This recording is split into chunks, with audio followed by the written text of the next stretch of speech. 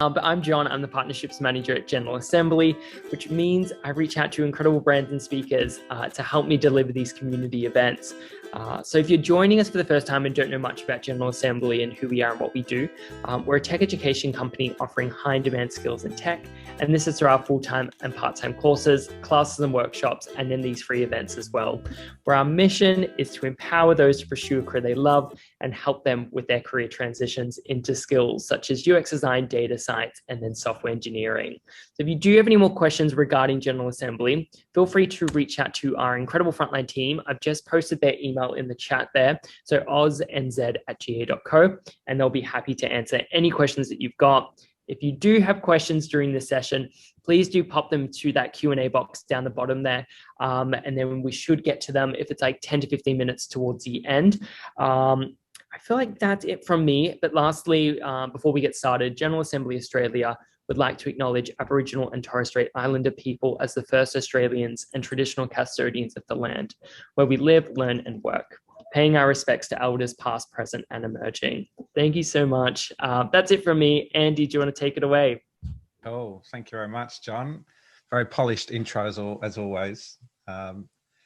So some of you, I guess, because this is very exciting, because this is the first time we've done Asking for a Friend as a partnership with General Assembly as well. So that's very exciting for us. So if you are more from the GA side, then Never Not Creative is a community for creatives across the world that aims to make the creative industry a much better place for us all. So we focus on things like mental health, internships, diversity and inclusion, and making sure that creatives are rewarded for the work that they do fairly and properly. And so this is one of the initiatives that we do called Asking for a Friend. And it's also in collaboration with Youngbloods, who are the sort of youth arm of the advertising industry, and Mentally Healthy, which is a change group that we set up to improve mental health outcomes for people in the creative media and marketing industry. So this event exists because we wanted to create a safe place for where you can ask the unaskable. The questions that you're worried may change the way people treat you at work or affect the opportunities that might be given to you. So we're bringing together industry leaders, mental health professionals to give non-judgmental responses in a safe, anonymous environment. And so before I introduce our guests, a little bit of housekeeping, as John said, just please make sure this event works best when you're asking questions, and that's what it's here for. So we've had about 6 or 7 questions come in beforehand that we'll go through in the first half an hour of this session, which gives you plenty of time to load up the questions for the second half of the session. So please add those into the Q&A and we'll be able to ask those to our guests.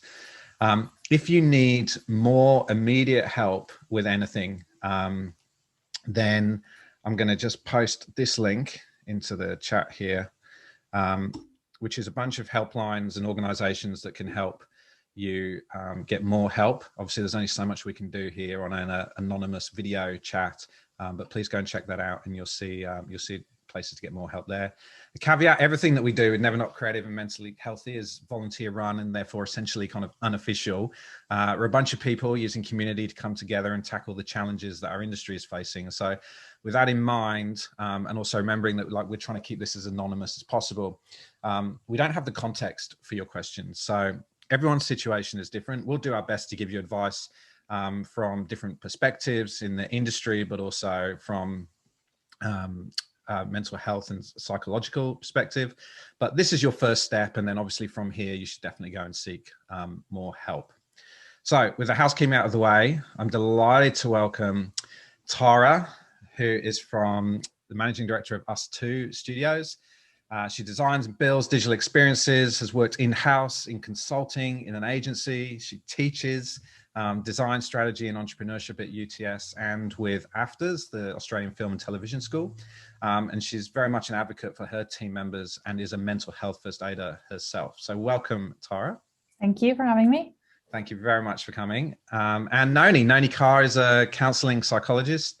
She started her business Enhanced Life Psychology 4 years ago with the goal of helping people to explore their possibilities, things they dream about, the talents that they've noticed, and those skills that they dismiss. She works with her clients to help them improve their well-being and performance, and to boost their motivation to pursue goals. She helps them to draw on and harness their strengths and skills as they journey towards a more authentic and engaged life. We are going to be so much better after this session. Thanks for joining us, Thank Nonie. you. Thank you. Good to be here. Okay, so let's get started. We've had some great questions come in beforehand. And Tara, I'm going to go to you first. So this is, I guess, a classic question for at the beginning of your career. And this one was, I guess, we sort of termed this first asking for a friend as a little bit more of like, how do you get your foot in the door and getting started in your career? So this first question is, how do you get agency experience with no agency experience? Yep, that's a great question. First of all, I want to say it is good to have experience before you go into agency, and there's a really good reason for that. If you've finished going to uni for your craft, you're often still perfecting that craft and getting experience on it. And as soon as you go into an agency, you're put into a small team in like a consulting or agency environment where it's getting critiqued, and you've got to manage a client, and you've got to work independently, and it could often be a high pressure environment. And that's a lot to ask somebody who's still really focusing on perfecting their craft. So normally what we like is to bring in people that have had about 4 years experience. And what we're looking for mostly is relevant skills, progression, interesting work, and culture fit. So you can get this experience if you're, say, in an in-house team working on different projects. We also have taken people who have just had really, really interesting side projects next to their day job. And we also taken people who've done freelance work. So I wouldn't say there's a cookie cutter, this is the one path to get into agency, but it is juggling a few different things. So, being able to put yourself out there, have work critiqued in a commercial environment for a client, jumping into new context, as well as just owning your craft. Those are all really important. I think, the other thing as well is it's really, it can get quite disheartening, can't it, to just keep applying for jobs, off of job ads with no experience. And I think the biggest thing that I've ever learned is like getting people's faces, like you've got to go find out if they're speaking at an event or if they're doing something or they, frequent the local pub. Like it's just trying to get in front of them and show them who you are, and you'd start to stand out rather than just being another email application. I think absolutely, because if you don't stack up on paper, you'll never get through. But if people meet you and they see the passion you have, or you talk about your ambitions and what you've done, that goes a long way, because you hire people and not pieces of paper and CVs. So weirdly, I got a role at the time was my dream job, because I sent over a link of me talking about design on YouTube. And I said, you don't need a CV, but maybe they have 2.5 minutes to watch this. And then I got the interview, and HR would have blocked me straight away. So it's a good shout. Yeah, definitely.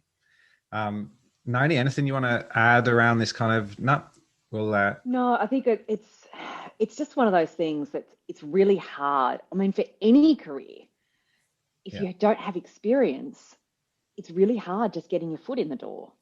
And it is about, I don't know whether there are volunteering opportunities within the creative industry, but if there's that possibility of going and doing those little side projects where you give your work to a charity or something like that, then that might be something that gives the potential employer an example of your passion and your driven nature to actually achieve and to move into the industry.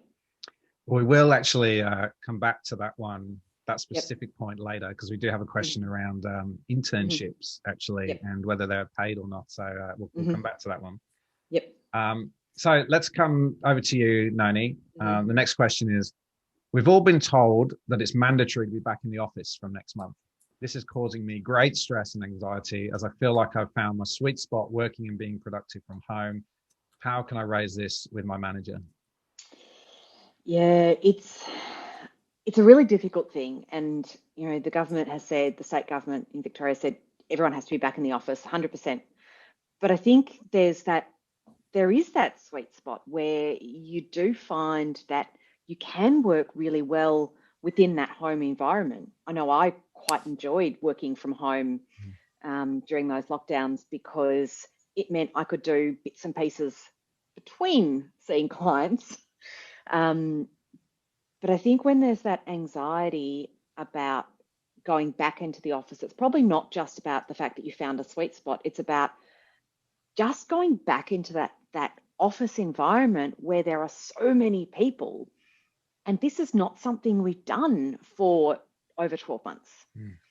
And so even, talking to your manager and actually talking about flexible working arrangements in terms of if they want you in the office, and it might make sense for you to be in the office because of that team dynamic, and it's bouncing off your team members working on a project together is really important in the same space. But maybe for you, it makes sense to work from home because you found that sweet spot and you are more productive. And so when you raise this with your manager, it's about saying, look, here's the evidence of how I've been working over this period of time. I actually really enjoy this, and my productivity hasn't fallen. In fact, it's gone up. How can we negotiate what will work for the company, but will also work for me? In that, you guys want me to be productive and do all this stuff. I can do this from home. Here's the evidence that I can do it from home, but I know you want me in the office. So how can we find a middle ground? Yeah. Tarra, is this a question that's come up at us too? Because you guys went back to the studio quite quickly, I think. We did, but we actually moved to WeWork because we were like, look, the role of studio has changed. It's for collaboration only. And I listen to my team. I know that my developers are far more productive at home. I know that my designers needed the synergy. Mm-hmm. And so I think there'll be two leadership styles coming out of COVID. There will be the old school, there's nothing to see here. Get your bums back in the desk. Mm-hmm. And I think there will be the other side that says, and you see that with places like Atlassian who say, what is the office? It is a time to come together, and it is about the social animal that we all are, and about collaboration and synergy and energy and alignment and more for ambiguous conversations. But I think when I was listening to Nonie, there was one thing that I can imagine is hard when you're having a conversation with a manager who might have just a different point of view. And if you think about having empathy for them, they might be working from home with small children or not have the right setup, and they feel that the office is better for them. So part of it is education of saying, this has been my experience.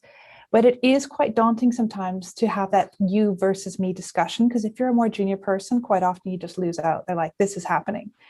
And I think that's the same thing. If you're a designer and you come up with an idea and you present it to C-suite and they're like, I don't like it, you're dead in the water. But when you change the focus to not you versus them, to about what the shared purpose is and what it's all really about. If you say, we have a shared outcome of really great work, of creative work, productive people. If that's what it's about, and you get the agreement from them and head nodding, like, that's what we're all here to achieve, great. Well, for me to be able to do that, this is I found working for me. And you've changed the conversation from being adversarial to being one of common ground. And quite often that gets everyone to calm down a little bit and to engage and listen. And I think also showing genuine interest in what their working from home experience has been, because you might realize it's very different for everyone else. I mean, I came back from mat leave on my baby's change table, working from that, in the middle of the winter in the dark between nap times. And it was horrific. And I would have loved nothing better than to go to the office. So you need to find out what they're going through as well. Yeah, I think it is that shared goal in terms of what does the company want? What does your manager want from you? And how can you provide that? And what do you want? And finding that common ground, going, okay, this is our shared goal. This is what we want together. And this is what's worked for me. I get it hasn't worked for you as well, but where can we go? So yeah, that shared goal, that common ground is really important. I think that shared purpose stuff is probably something that should come up more often, because a lot of the challenges around mental health at work can get into quite individual issues where you feel like it's a battle or someone's against you, when actually it might not be. And being able to kind of have this understanding of what the shared purpose is, I think is a really good way of putting it. It's excellent. Mm-hmm. All right. A reminder to everyone who's watching and listening. Questions in the Q&A, get them in because we'll be coming up. Oh yeah, where do I go? Like it's down here, Q&A over here, I think. I feel like it's a bit like that YouTube, like, follow, subscribe. Anyway, next question, Tara. How can you set yourself up for success as a female to run an agency or be a creative director? I think it's a great question. I think it's really sad that the word female's in there because I do believe in meritocracy.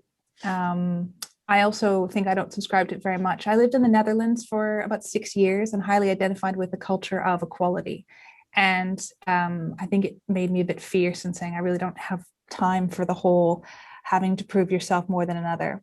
I think everyone has to just smash their skills and know their stuff to get a role. That's hands down. For anyone. But I suppose if I was to draw on my own experience, the first thing is know yourself. Like, is that what you want to do? If you're a maker and you want to make things and you want to be in the craft, you know, general management of spreadsheets and escalations and negotiations and HR queries, is that really, and being removed from the work, is that what you want? Or do you want to be, you know, in there, and do you want to be in user interviews, and do you want to be making prototypes, and do you want to be, you know, launching something? I think that's important for yourself. And then to your earlier point of like, am I better in paper or in person? So I think, you know, what crossover skills do you take to bring in? How do you pitch your resume, but also should they meet you in person? And one of the lessons I take was that I remember my mom got her first like paid role in working for someone because of what was on her hobby list. She had 2 little kids and she wanted to work at a retail shop and a big department store, and she had listed, she had no experience. She wanted a part-time role, which in Canada was kind of not done at the time. And she had in her hobbies that she really liked sewing. And they were like, tell us more about that. She's like, well, I used to be a seamstress and I make dresses for my kids and wedding dresses. And they were like, oh, that's really interesting. So like, how would you go about in our textiles department, blah, blah, blah. And it just led to, you're actually perfect for this role, because she was given that opportunity to have a conversation. And I'm kind of the same. I know myself, I will never get a job because of my CV. I haven't gone to design school. I didn't finish my MBA, you know, like not been in Australia for a long time. So all of the things are against me. So it's just having coffee and getting in front of someone. But a couple of things, I think getting feedback is really important. And also making sure you're in a role with flow. So with feedback, like have an interview just to get the feedback. I've had interviews where I'm like, I don't really want this job, but I need to know what at that level the feedback is to see how I'm perceived and what my gaps are, so that when my dream job does come up, I am going to nail it. And I did that a lot at CBA. I think I had 3 interviews for roles at the next level. And they're like, we're here again, what's going on? I was like, because I'm trying to improve and I need feedback. And that way, you know, when the role did come up, I could get it. And I think the last one is about finding flow. Like you need to not be in boredom and not be in freak up mode, but you need to be in this like ever elusive, you know, line, which is you've got challenge and you don't always know how you're going to get there, but you're always sort of growing and you're surprising yourself, but also others, what you're capable of. So there might be the known and structured parts of your role, but you know, how do you ask to do something else, or how do you be proactive and try something else new? How do you do a side project? It's more like, how do you water the grass where you are, rather than trying to jump ship to make sure you have those opportunities for you. So I think those are all really important about trying to grow your skills. And I think the last one I would say as well is that to run a business, there's a lot of skills you will not get on a creative pathway. Finance, operations, HR, that stuff, you know, no one's going to teach you how to do cash flow if you're on the tools doing creative work. So if you have to go external and get those skills and get like a certification for it, do it. So I did an MBA. I started it and I took finance and ops courses first because I didn't know how to do those. And as soon as I told my boss at the time I was doing those, she gave me the promotion where I needed to use those skills. And I was like, wow, I just got the role that I wanted to get. So I quit the MBA because I got the role I needed to. Yeah. And they were like, cool, you know how to do that. And then I could just do it in practice. So you need to believe in yourself, and people need to believe in you, and it's got to be backed up by skills. There's no faking it till you make it with spreadsheets. That's that's a hard one. Yeah, that's great. I mean, that present yourself thing, I think, often gets forgotten. Like in our industry, especially, it's always like you are your portfolio. Like that's your representation.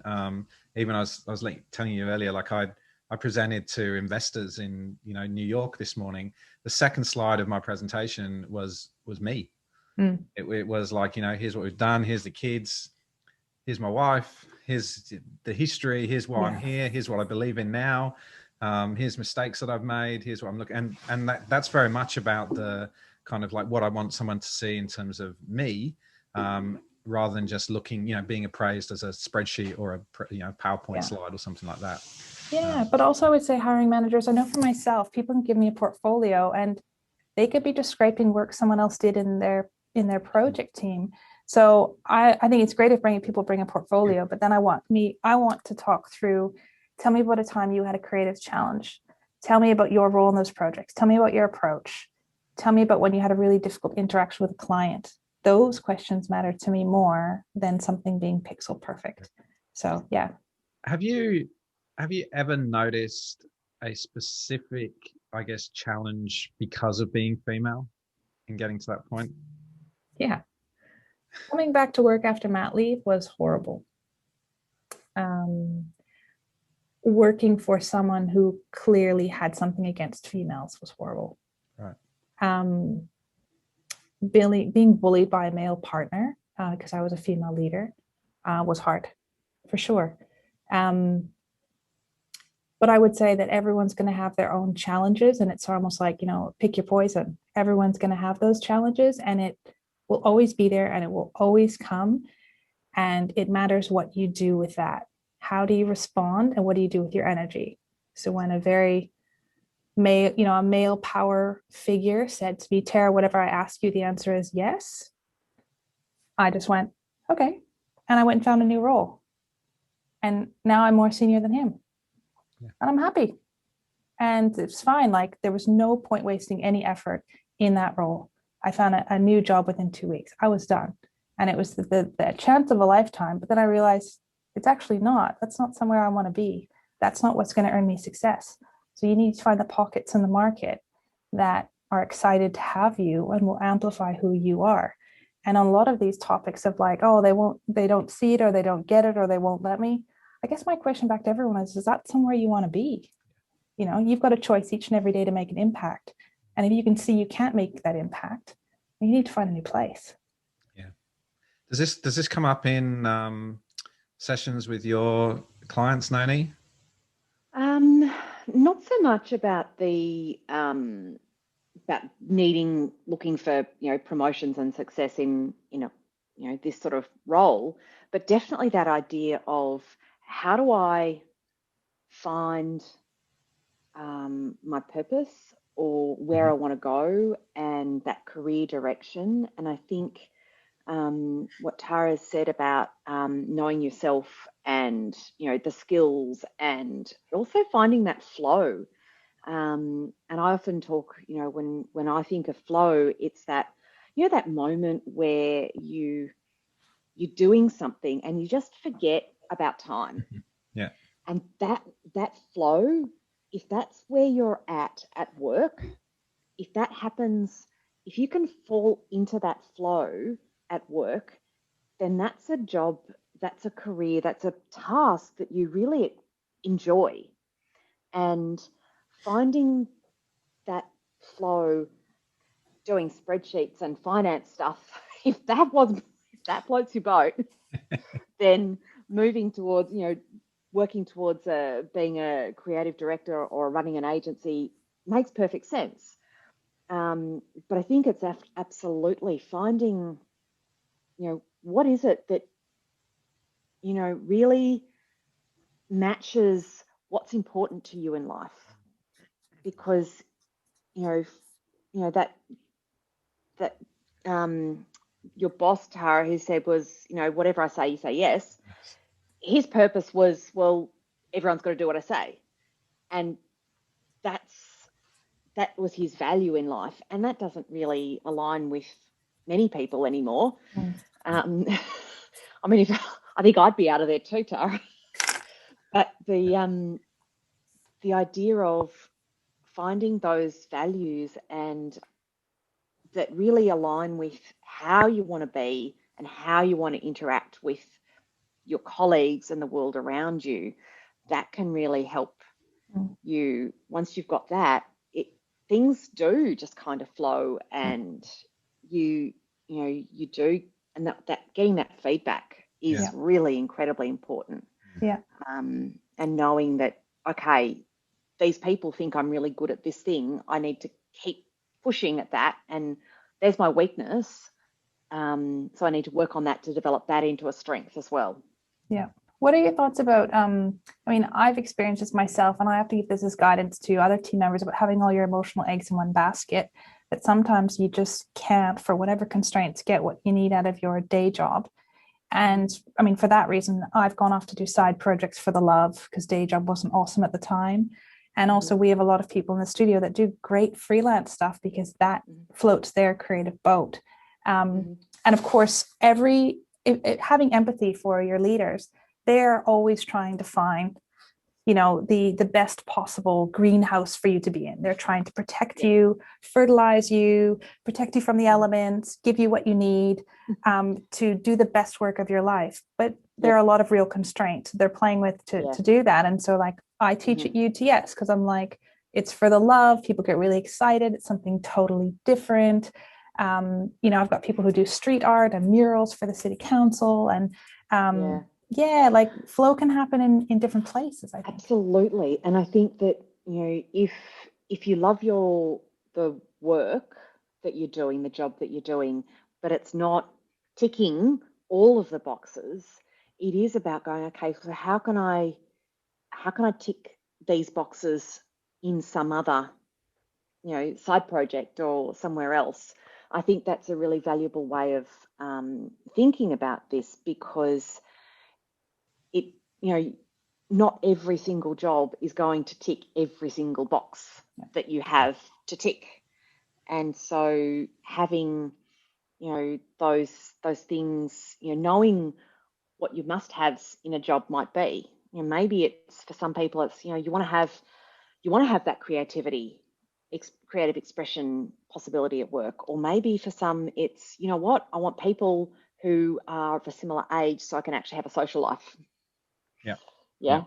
And if you're working in an agency or with people who are significantly different in age or significantly different in interests, that's going to be really tough if that's something that's your need.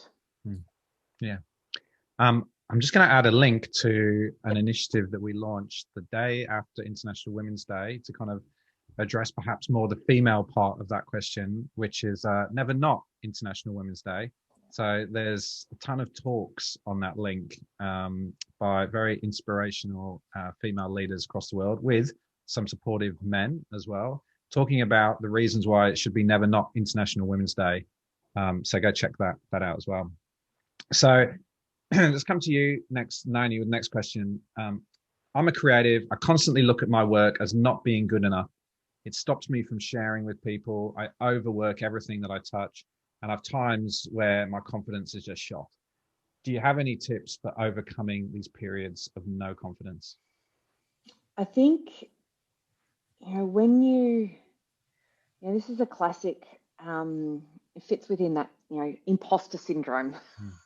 It's that idea of, I'm never going to measure up, I'm never good enough, and I can't do this. And so, if you're overworking what you're doing, you're actually taking it beyond the really good bit.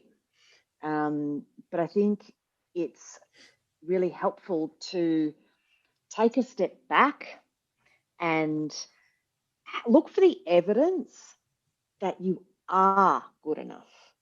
And that evidence might be, if you've got a job within the industry, it's about going, okay, so where have my successes been? What has the feedback been from that that piece of work or that other piece of work, or what have my team members said about the work I've done with them? And I think we do, when we get caught up in that imposter syndrome, we get caught up in that that unhelpful thinking pattern, and we do need to start, take a step back.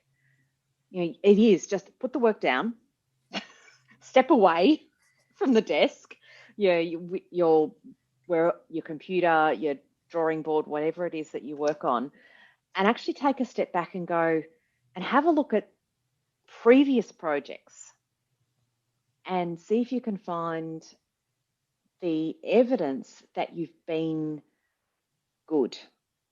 And sometimes it's like, forget the good.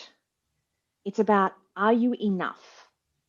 And yes, within this industry, there's always that striving to be better and, to keep working, because that's the nature of the industry. It's pushing to get you up to that higher level all the time. But I think looking for that evidence, or asking someone who you trust, and that might not be a colleague. It might be a friend from who you studied with, or it might be a family member, although that can be difficult if they're not creative. They're going to just tell you it's wonderful. But sometimes it is about looking for someone looking at your work from an alternative perspective. What would my lecturer, my favourite teacher say about this work? What would, that can be really helpful sometimes. Yeah, I think it was like allowing yourself to hear that stuff as well is so important, right? Like when you've got imposter syndrome, people will tell you stuff and they will tell you that you're good, but you won't hear it. You'll choose to ignore that because the one thing that they said that you could improve on becomes the thing that you focus on because you're taught that you're always got to be better. And I think like definitely allow yourself to hear this stuff is important.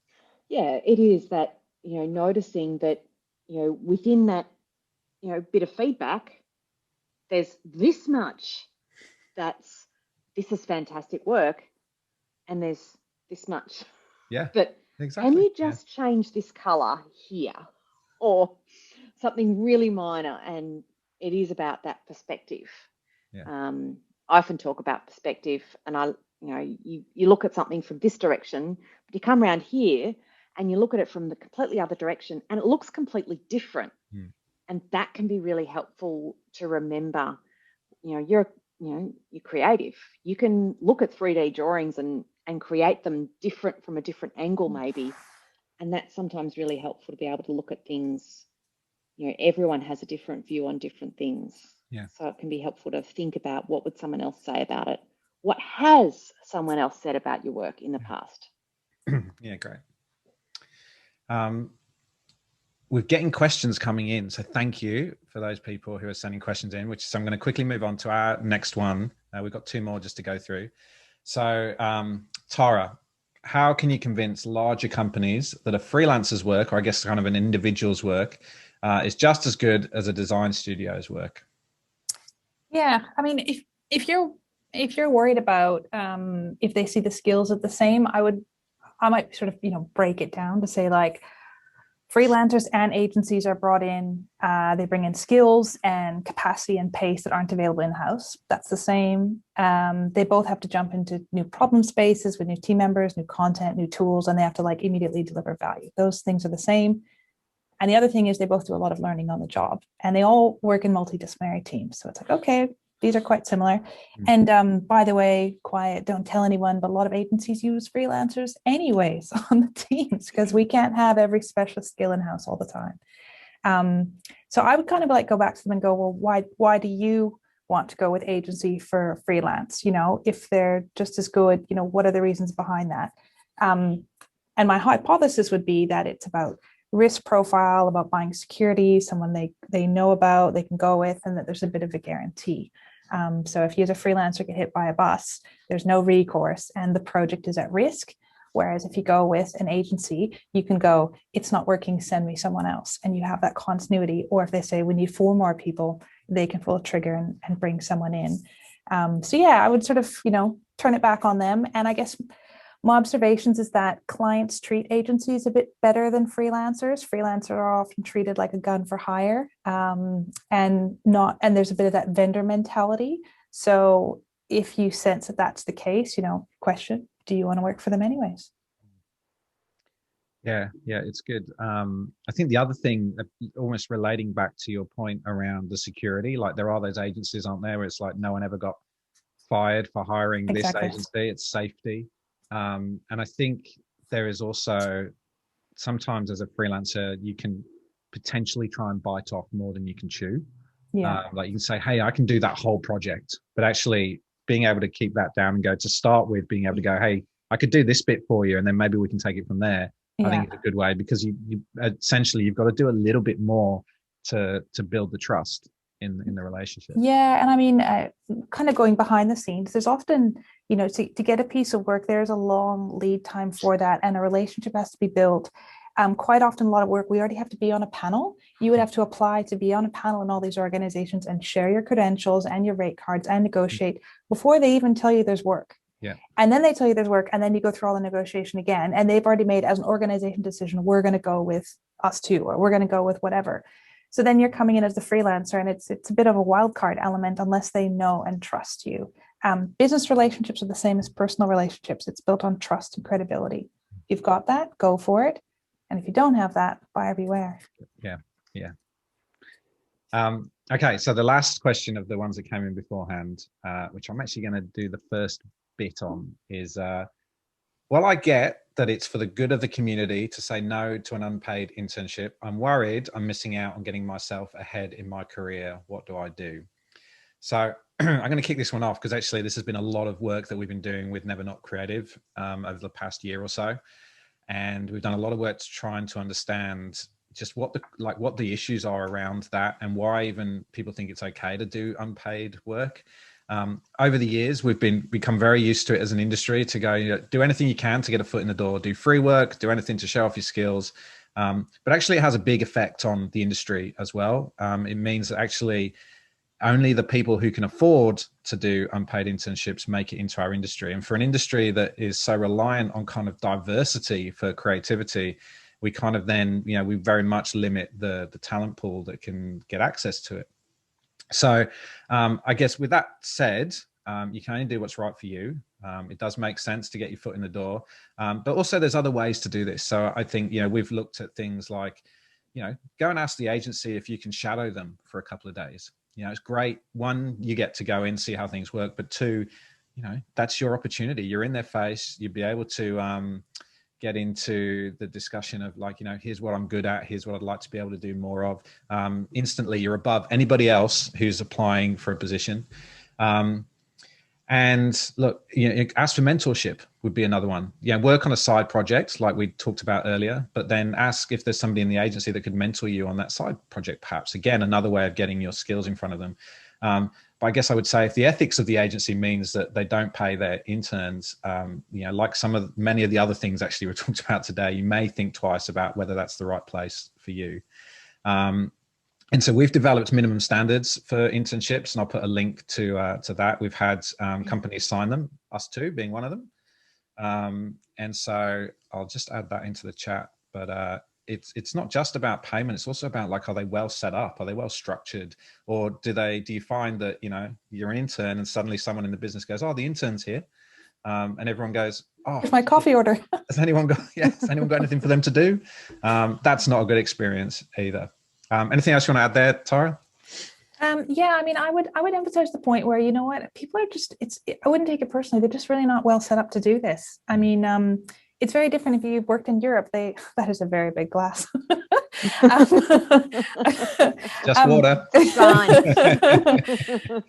Like in Europe, internships are part of their university curriculum. So organizations have a lot of support. The teams are used to getting an intern. It's the expectations on both sides and the payment and all of that. It's just in place. Like going into an organization that hasn't done it before, there's just a lot of setup that's really hard for them to do. But I think also to your earlier point of like, is it worth it for you? There's always that trade-off. I mean, I see doing free internship also like, am I using my Saturday morning doing work? Is the trade-off worth it? Will this make a difference? You really have to think about what that looks like. Can you get the experience you would want in a side project? Could you be doing something part-time out of work? Could you be shadowing somebody who is in that role? I think you can just get so much out of buying people coffee, lunches, and shadowing and this kind of stuff. So if you can't do it in your current role, and it's financially not possible for you to take on an internship or find the right place, there are many different ways to skin a cat. Yeah, sure.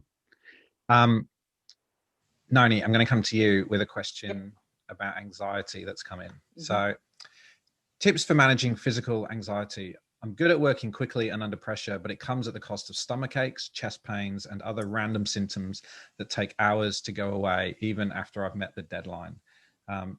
What's a good way to tackle this?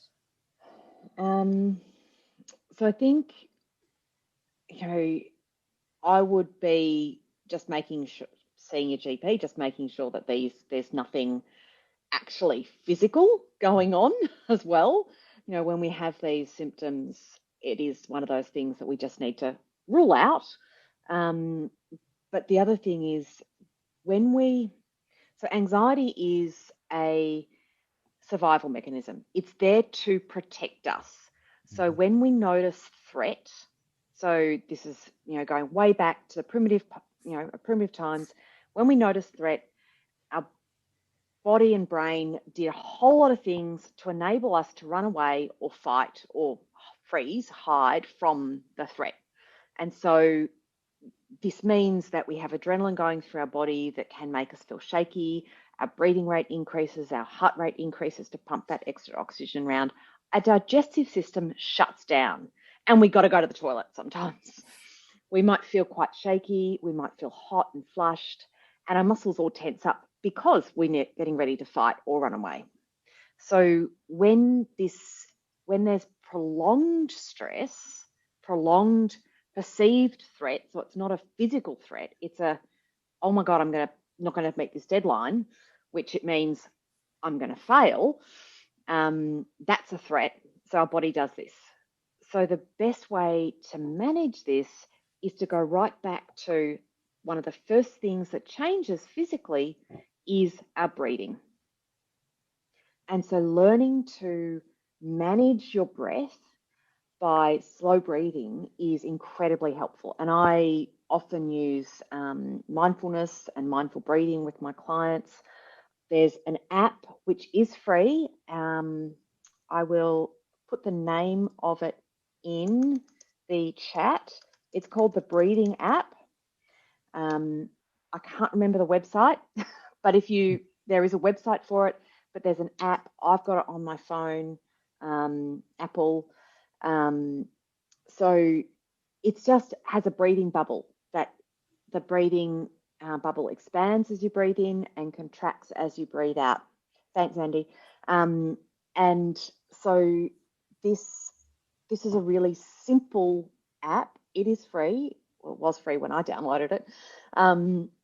Really simple app to help you learn to breathe slowly. You can change the timing for the breaths, but learning to breathe slowly is the first step to learning to manage that physiological experience of anxiety and stress.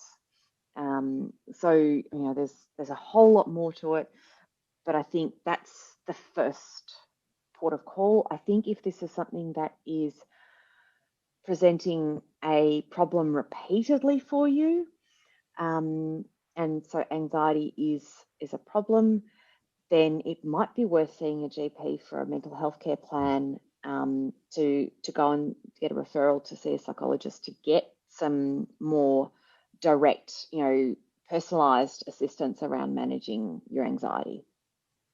Yeah, and I think this is, go Tarra. I was just going to say, this is really, really, really common. Yeah. A lot in and out of the creative industry, a lot. So, do not feel at all like having to go down that process, like you'll be the first one and your GP will be shocked. Not at all. Yeah. Anxiety, and this is the thing, everybody experiences anxiety it is completely normal. It is protecting us. And if we didn't experience anxiety, humankind wouldn't have existed. You know, all the predators would have killed us off because we weren't afraid enough to run away from them. So 56% of our industry show mild to severe symptoms of anxiety and depression, in fact. And so, yeah, it's how you're feeling is normal, but it's definitely worth looking more into it and trying to get some help with it. In the same way that, you know, if you we use our brains every day very much in the, you know, creative industry. Getting someone to help you use your brain better is a good thing, in the same way that if you were a sports person, getting someone to kind of help keep your muscles in condition and to, you know, improve your technique for dealing with situations is as important. It's certainly nothing to be ashamed of, although of course it, you know, it can still feel like that at times, but definitely worth going to seek some help and feeling okay about doing that. And if you're not wanting to go down that path yet, there are other apps that I often suggest. Smiling Mind is free.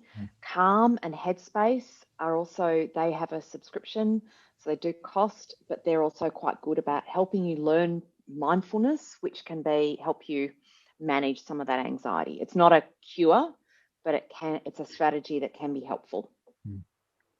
Okay, next question. So this one, I think I'm going to come to you, Tarra. How do you build a personal brand and market yourself while still remaining authentic? I find it hard to balance that line between authentic and professional, especially in a creative industry like writing, where who you are and what you create are intrinsically linked. This feels even more complex when social media is involved, since one's social media profile must be professional enough to advertise, yet personal enough to reach people. This is quite a fine line for this person, it seems. Yeah, I guess. Look, I would challenge what is implied there by professional. Do you mean boring, dull, cookie cutter, and old school? If that's professional, great. Then you do you. I mean, I think as a creative, you have to be your authentic self. Your head and your heart and your gut need to be aligned. And employers should want that from you. Clients should want that from you. You are putting a piece of yourself out in every bit of creative work. So you cannot decouple those two. And if you try to do it, it is at the cost of your mental health. It's hard to try to put on an armor, on a suit, a uniform, a different version of yourself. So I would say putting out the element of who you are in a creative nature that you are willing to do for others is important, but I don't think you should change yourself. There was this really interesting article by a former colleague of mine who said she's gigantic neck tattoos. She's like, my tattoos make me more authentic in a corporate environment. They think that's really interesting because I am just me and I don't apologize for it. And I am bringing, a sense of authenticity and realism and breaking through a lot of this faff to deliver something of value, and I'm cutting through, and I do that for me as a person and in a work environment. I think that's a really good thing. I mean, I am the same person on Saturday night as Monday morning, and you shouldn't apologize for that. As a creative, you need to be in touch with yourself and authentic, and they need to know who you are, because your artistic identity is your brand, is your work, and that's what they're buying. So decoupling it, putting on a suit is so not what you should be doing. And they will find out who you are eventually. Like that veneer will drop off. I think I know your colleague that you're talking about. Yeah. And it's the other thing for me. Sometimes there are situations where you might need to just professionalize it a little bit. Like if I'm going to a big meeting, I'll wear pants.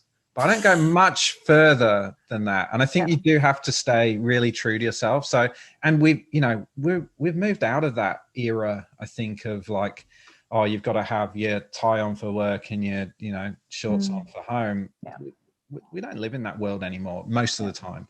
But so much better to be yourself. Yeah. And also, like, the reason they're coming to you is they want different. If they wanted more versions of themselves, they probably have 50 of them in the office. They need to bring in something different. And so quite often we downplay, oh, I'm different and I apologize for that. And we need to flip that around and own it, be like, I'm different and that's why I'm here and that's great about me. So let's celebrate that. So, it's just that element of back yourself. Yeah, great. And I just wanted to add, it is that idea of, I use me in my marketing, which is, on social media and, live streams on Facebook and Instagram, because I'm marketing me. That's me that people want to come and see and talk to and work with. And so even within the creative industry or any industry, it's your potential employers want to employ you as the individual, as the person. And when it comes to that personal brand is you. And it's really important to remember that, you are not distinct from what you do and what you're promoting and what you're, you might have a private life, which is fine, and you don't put that out there, but you're probably still the same. There's a danger as well of like portraying something that you're trying to do to fit in, which then means that's what you're going to have to do. You're going to have to probably do a lot of stuff that isn't you, and you're not going to enjoy that very much. So you do have to be quite careful around what you put out there, because definitely for creatives, like it's the work that you promote is the work that you're going to get. And so you have to be quite clear around the type of work that you want to do, and therefore what that says about you as well. Okay, let's go to Tarra. How do you know how much to charge when you're new to freelance work? I don't want to turn down work. So this is a classic creative conundrum, which is I don't want to price myself too high that I don't get the job, but I don't want to undervalue myself at the same time. So I don't want to turn down work, but I also don't want to be underselling myself. How do we tackle this? I think there's a few elements in there. One, who's the client? Two, is this commercial work or something you are doing for the love, or you want it in your portfolio? So we do work that pays the bills, and we do work that we just really are excited about. And you need to think about that. I think I've done the same thing where I've charged a third of what other people in the team were charging, because I was just happy to be there and I didn't know. And I think the lesson learned from that is to ask, ask people, what do you charge for this? And some people I've seen who've done it where they've just actually tested it out and put it like way up. And then either they've said no and they've sort of by trial and error figured out what that is, or they've just had a conversation with them saying, oh, we won't accept that, but we would accept this. And you're like, okay, bang, that's my price point. So, and the other thing is it competitive? If you need to sort of know where you stand. If you are the preferred person, they're not talking to anyone else, you're on a much better footing than somewhere else. And the one thing I would say about pricing as well is if you discount for a client, you can't go up after that. If you say like, oh, it's just your first piece, so I'll take off whatever percent, or there's mates rates, you can't come back from that. My suggestion would be offer a sprint for free, or, the first couple days or weeks or whatever, and then move into your normal rates so that you're in a position to continue that. And the best thing as well is to make sure that you've got options. So if you've got, a couple of bids out for things, you can choose then, what work is best, and sort of see what comes back and negotiate with them. That's important. And the other thing is a lot of people are scared to just ask what budget is up front. What do you have a budget in mind? Are you the decision maker? Some of those questions, which can be tricky. And go in with the mindset of you're setting this up for like your best creative mate. You're fighting for them. If you do it for yourself, you'll always be humble to a fault and offer it. You'll pay them to do the work, basically, if you go in just being excited to be there. That budget question is always the best one. It's the one that just sorts out whether they've got any money or not. And also, even if they say, oh, we don't really have a budget, it always then helps anyway to just chuck a number at them. Just go, oh, okay. So if I came back with 10 grand, what would you say? Oh, well, no, we weren't thinking that much. Oh, so you do have a budget. Okay. Yeah, or even indirectly, if you're showing a portfolio or case studies of your work and say, oh, this project came in around 20 to 50K and it included these deliverables. Or if you say, oh, this was just, a day project, but because it took a lot of setup, we charged $5,000 for it, or just something like that. You can see their reactions. If they've fallen off their chair, they've just like not batted an eye, and then, you could probably check it out. Yeah, I've just posted 2 links in as well to some resources by, I guess, like the guru on pricing, who's Blair Enns. So there's some good stuff in there. Includes this kind of methodology around good, better, best in terms of how you price your work. So don't, as Tarra said, don't discount. but do it as like what you get, and you can get a little bit more or a little bit less if you've got a little bit more or a little bit less. Yeah, and expectations. What's the good enough? Like your good enough is Polish award-winning work shown at Cannes, and they might just need 5 days of like, bare bottom. So you need to sort that out as well. Yeah. All right. I know Nonie has to go off to a appointment. So I think what we'll do is bring it to an end there. Thank you so much for sharing your advice, your experiences, and your time with us. It's been excellent. There was a question around, is this recorded? It's recorded, and we'll try and get it up on the site next week as well. I might invite John back on just to close us off, because he has the very special webinar close button. Yes, I have the power. Thank you so much. Thank you to everyone for those questions coming in, to you guys for hanging around and just sharing your words of wisdom. We do have this session again happening next month. I think that's right. Yes. So we do want to get into into a little bit of rhythm here. So first Thursday of the month, 12:30 p.m. Book it in straight away, ready for next month as well. Yes, and come with all your burning questions, which we'll get to there. But done, that's it. That's time. We'll be sure to send the recording out, hopefully next week, with some feedback as well, which would love to hear from everyone as well. But yes, done. That's it. I hate the goodbyes, but it is time. Thank you. No, you leave. Yeah. No, you hang up. You hang up. You hang up. Yeah, thanks everyone. Thanks very much. Thank you. Bye.